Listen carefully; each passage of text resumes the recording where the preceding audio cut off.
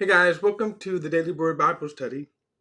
A plain and simple book by book, chapter by chapter, and verse by verse study through the entire Bible. Oh, wait a minute. I lost something here. All right. Let me try to think. All right. Welcome to the Daily Word Bible Study. A plain and simple book chapter by chapter, and verse by verse study through the entire Bible. We are in Mark chapter 11, and I'm going to just talk a little bit about the Word of Faith movement and where it came from, um, and mostly the foundational scripture that they use. And so, since we're at this point, then it affected so many people, myself included. I was actually saved under the movement, and that's how I became a Christian. It just happened to be that movement. There were a couple of brothers that God sent my way to witness the gospel to me that eventually led me to the Lord. So um, while I do have some criticisms for the movement itself, which I learned later, almost, I'm going to say 20 years later, um, the church that I was a part of was a excellent church. The pastor was excellent. And I'm going to say except for the word of faith part. Okay. Uh, but the church itself was an excellent church. Especially during that time, it was an excellent church. They had Bible studies every night. You could go there, and every night of the week there was a different Bible study. And when I mean Bible study, I'm not talking about reading somebody's book, talking about some whatever subject. It was actually studying the books of the Bible. So with that said, to me, when I look at the two sides of it, the two sides of the Word of Faith movement, on the one side, what the church was biblically based. Now the theology itself, and I'm going to get to it. The theology itself is flawed in many ways. And really, here's the thing. It just doesn't work. That the Word of Faith teachers crafted, um, they crafted a theology. This back in the late 60s and early 70s.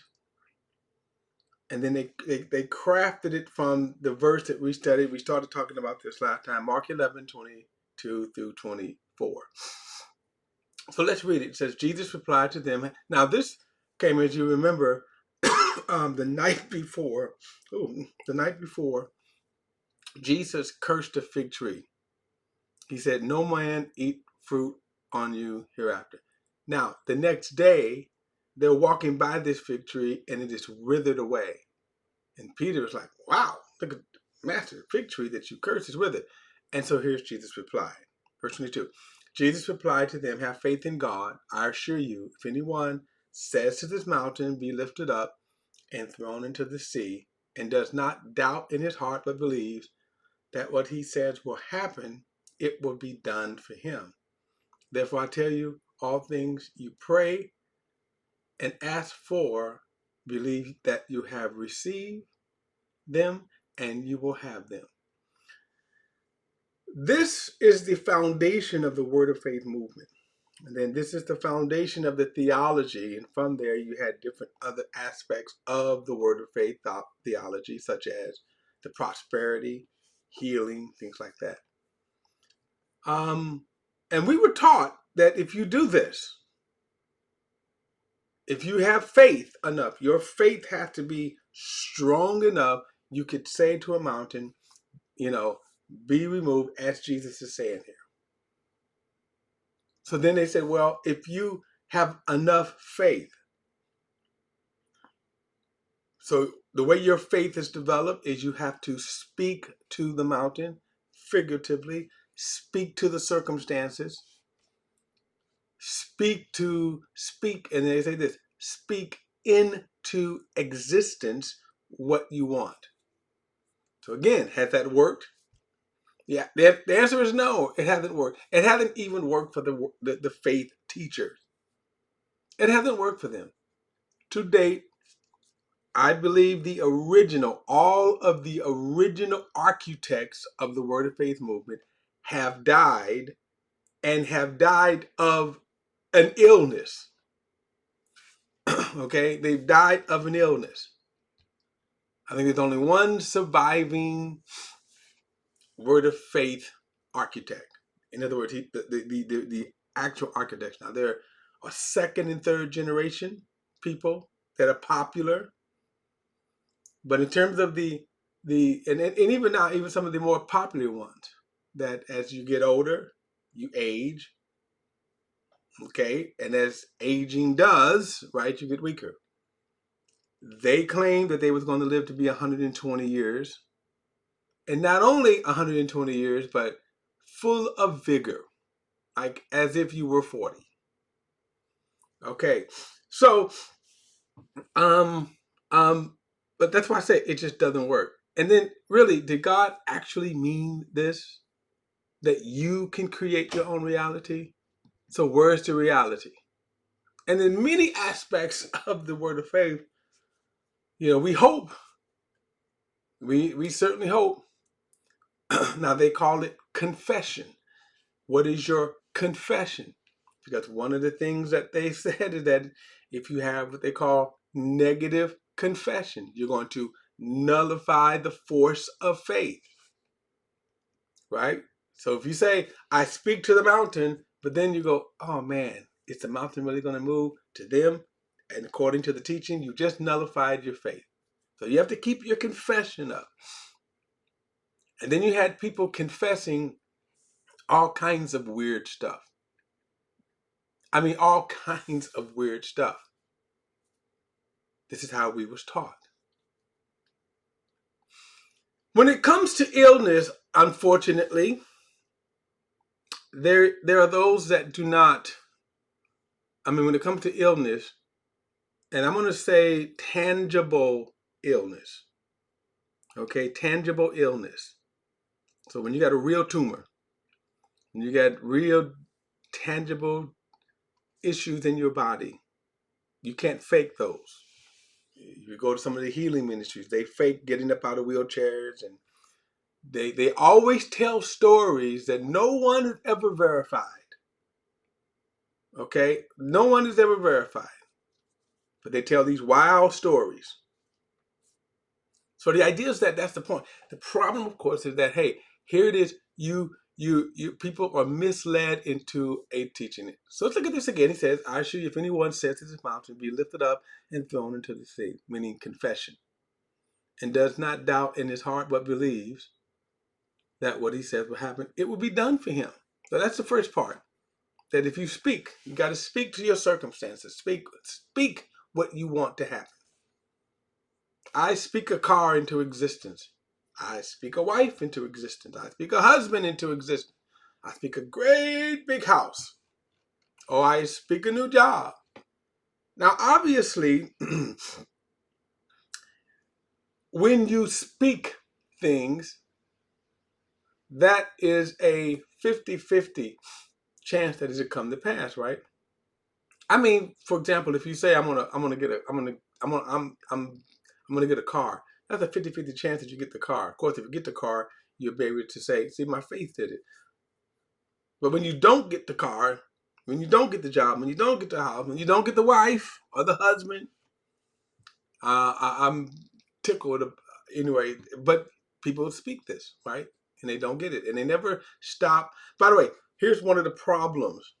When they don't get the manifestation that they spoke, they move the goalpost. Now here's a good example. A lot of people will say, I'm going to confess that I won't go into foreclosure. Well, then when you go into foreclosure, what do? You move the goalpost. So I'm going to confess that I'm going to have money to buy it out of foreclosure. And when you don't have it, you know, by the way, these are actual examples. People have done this. When you don't have it, when you don't get it out of foreclosure, and then it goes to sheriff's sale, people say, well, I'm going to believe somebody's going to come and buy it and give it back to me. You keep moving the goalposts. Yeah, I can tell you how many times people have prayed for loved ones that have died. Let's speak life. Let's speak life. Let's speak life. Person has died. You first started off confessing they was going to be healed. So when they didn't get healed, you moved the goalpost. When they then took their last breath, you say, well, no, speak life. Speak life. So those are the kind of more terrible aspects of the doctrine. Now, verse 24 says, therefore I tell you, all things you pray and ask for, believe you have received them and you will have them. There's another aspect. When you pray, then you believe you receive it. And some people will say, act like you have it. Keep your confession. I believe I receive what I prayed for. And then you go from that to the ridiculous. Well, if you really believe that you're going to get a new wardrobe, throw away all of your clothes. Make room for the new clothes. This is what they were taught. I should say we, because I was a part of that for well over 20 years of my life. Well, and you stop and you think about how ridiculous this is now. If I'm speaking and my faith has such power that I'm going to heal clothes, it doesn't matter if I get rid of my existing clothes or not. But they tell you, well, as an act of faith, get rid of your clothes, right? And that's silly. Because if you actually throw them away, now you don't have any clothes. Okay. All right. So that's, again, I just wanted to it's something that, again, doesn't work. The doctrine doesn't work.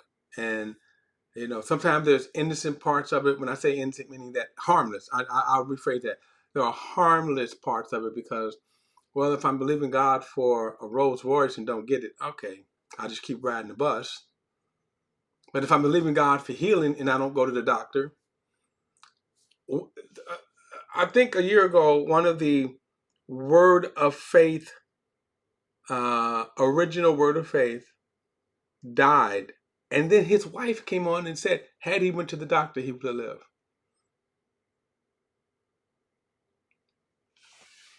That's wow. See, that's, again, wow. So there are a lot of people that have their lists that they're believing that they have received. Lord, I'm praying for whatever, and now I believe I receive it, and now I'm going to keep my confession. I believe I receive. I believe I receive. I believe I got to keep my confession up. And then what happens when it doesn't happen? You know what? People and they do ask. Of course, you wonder, how is it and why is it that I did not receive what I prayed for? Now, like I say, there's the harmless part of it, and then there's the tragedy, because if it's healing, that you really believed you was going to be healed, and then you come to the end. I have been with people at the end when they said, you know, I really thought I would be healed. They followed all the steps. They followed all the teachings. They followed all of the laws. And here's another secret too. All the faith teachers, every one of them are under doctor's care. Every one of them. Every one of them handled their situations through natural processes. Doctors, financial, like banks and stuff, other than getting you to give to them. All right. Have faith in God. I assure you, anyone that says that his mouth will be lifted up and thrown to the sea and does not doubt in his heart but believe that what he says will happen, it will be done for him. So what did Jesus mean by this? And let me just say this. One of the ways we can always interpret scriptures is that, is there anywhere where this was done, where the word of faith doctrine was actually carried out? You know, that Peter and them actually, you know, I'm believing for a new boat, or I'm believing this. Did anyone, anywhere that you see anyone who's done that? But you do see people having faith in God, because it is the faith in God that he's talking about here. So when you think about all of the examples of people in their faith, it is always, here's what God promised, here is what God said to do. I have faith in that. I have faith.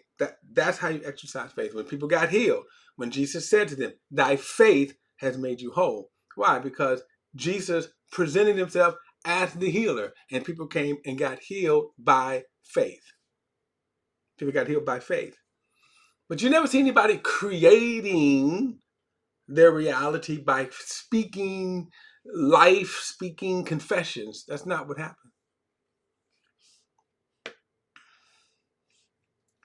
Therefore, I tell you, all things that you pray and ask for, believe that you've received them, and you will have them.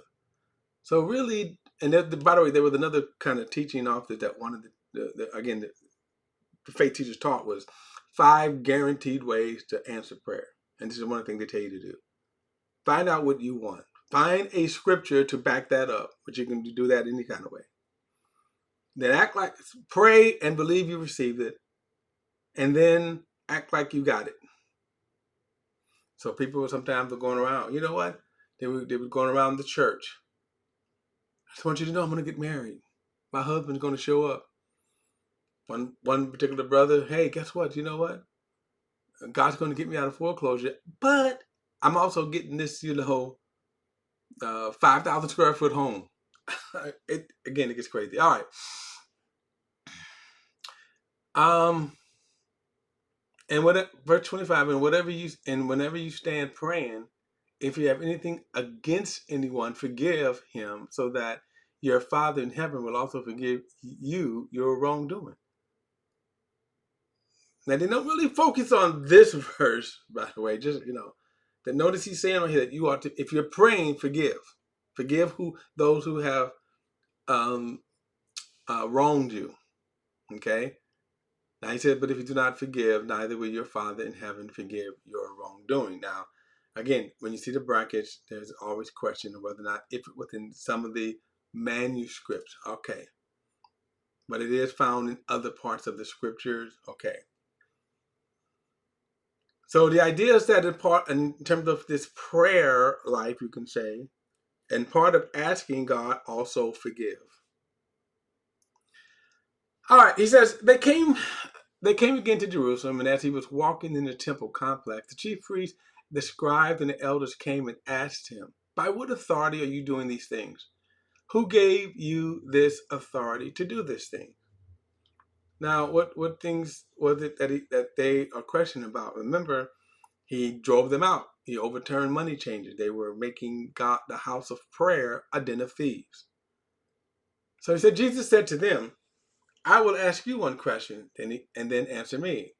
And I will tell you by what authority I am doing these things. Now, if they've been paying attention, Jesus had been telling them all along that he does nothing apart from the Father. He does what the Father sent him to do. He's representing the Father. Then he says, was John baptism from heaven or from men? Answer me. Right? They began to argue among themselves. If we say from heaven, he will say, then why didn't you believe him? If we say from men, they were afraid of the crowds because everyone thought that John was a genuine prophet.